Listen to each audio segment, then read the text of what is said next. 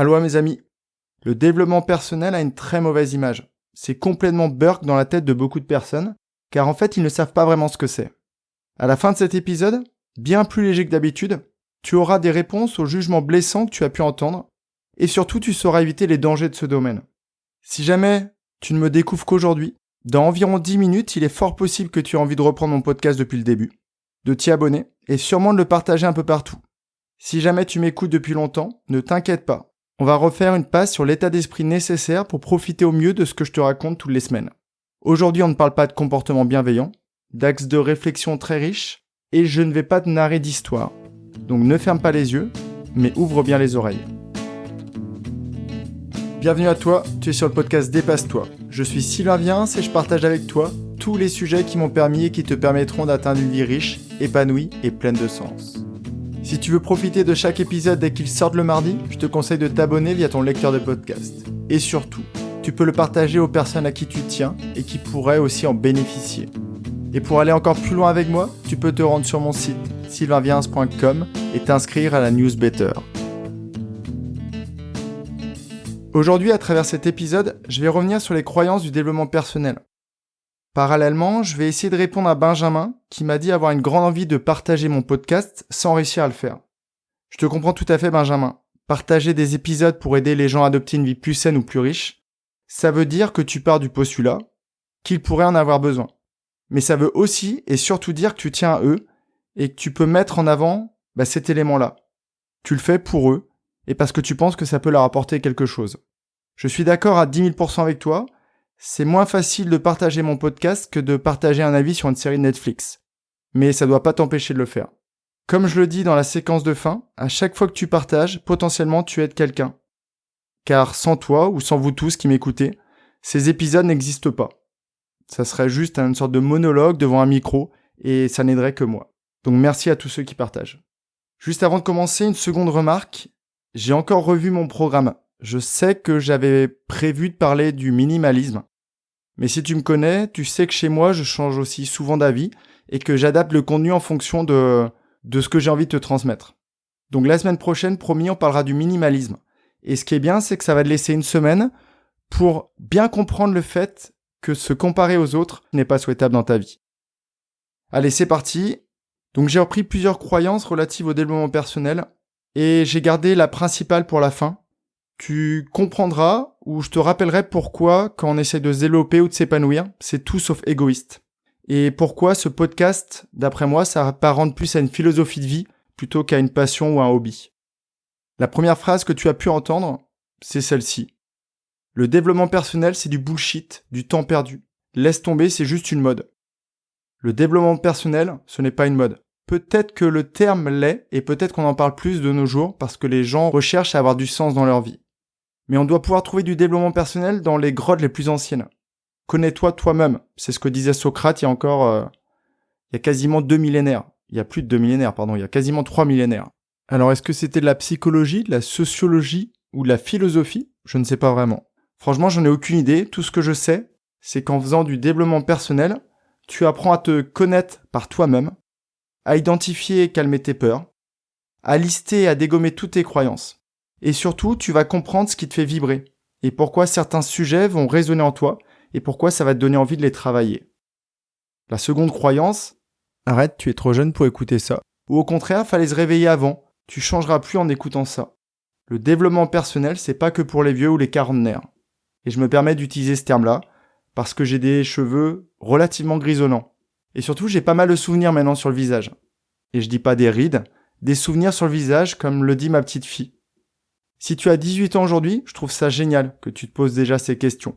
Et pour en avoir parlé avec Nicolas, Romane, Juliette, Cindy ou encore Alexiane, je me rends compte du bienfait que ce thème apporte à la vie, et même quand tu es extrêmement jeune.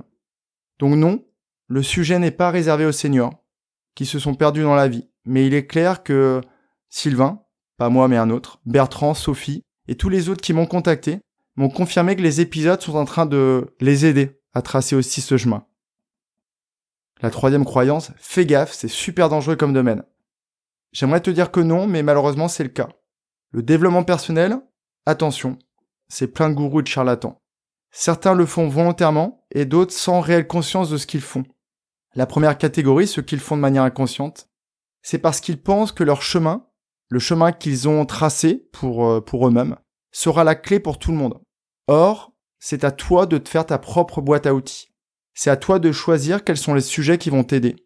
Et comme je le dis souvent, tous les sujets ne vont pas résonner en toi. Choisis-les bien. Beaucoup de ces guides ont été formés par des mentors. Et en fait, ils ne font que reproduire la connaissance qu'ils ont acquise. D'autres, comme moi, et je suis vraiment pas le seul, ont passé du temps à comprendre la vie, à déconstruire toutes les croyances de notre société.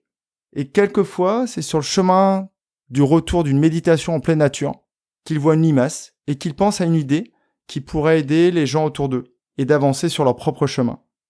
Après, il y a la seconde catégorie, ceux qui manipulent en pleine conscience, en détournant par exemple des techniques de neurosciences pour manipuler les gens. Fais bien la distinction entre manipuler et influencer. C'est hyper important. Quand tu dis des mensonges pour que les gens aillent dans ton sens ou achètent des produits inutiles dont ils n'ont pas besoin, tu les manipules.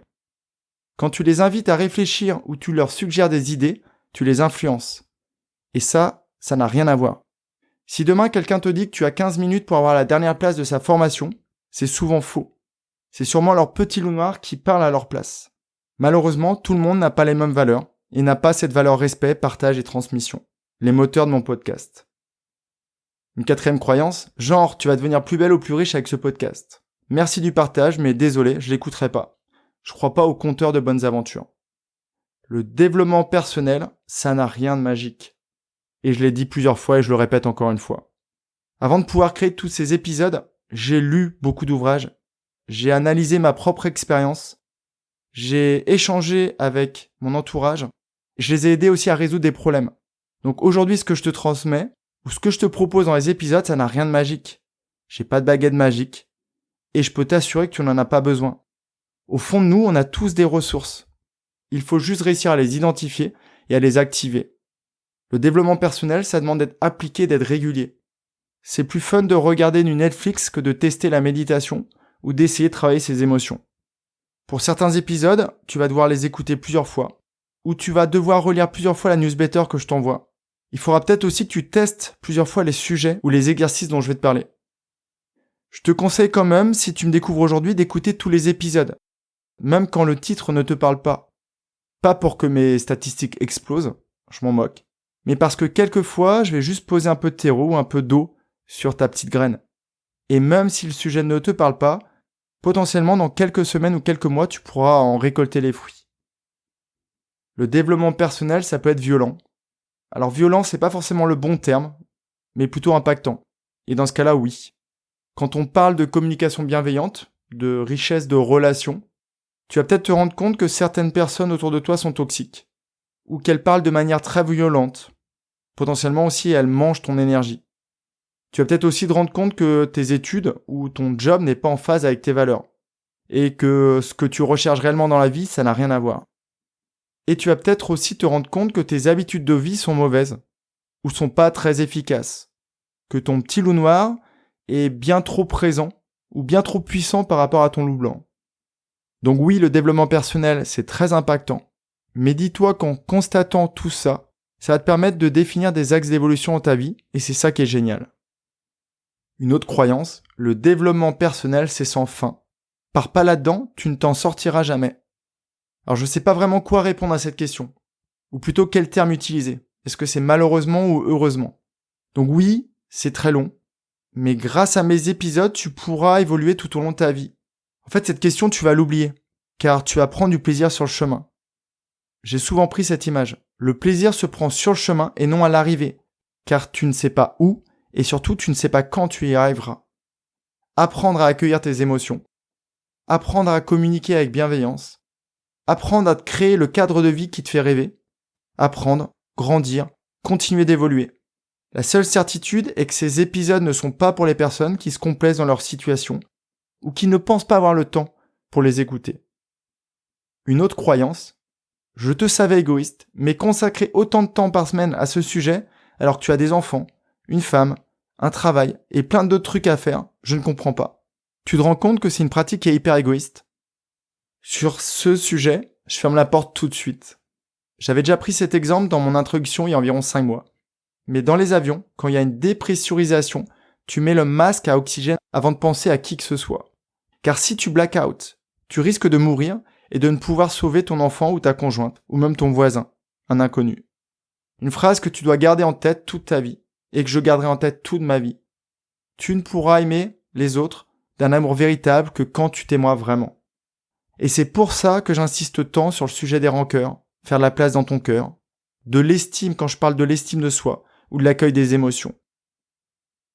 Donc, pour récapituler, non, le développement personnel n'est pas une mode, ou alors une mode qui perdure depuis des millénaires.